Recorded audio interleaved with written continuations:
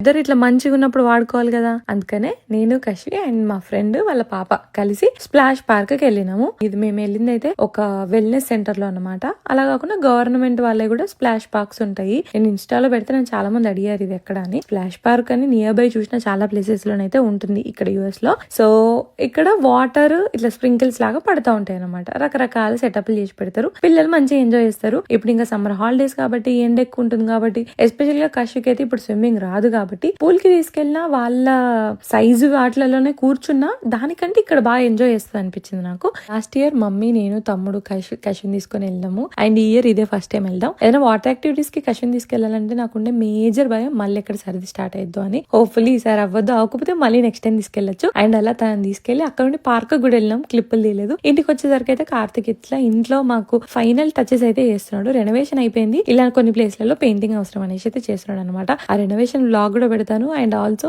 ఇలా మేము మోర్ బయటకు వెళ్ళినా అవన్నీ చూడాలి అని అంటే సబ్స్క్రైబ్ టు మై ఛానల్.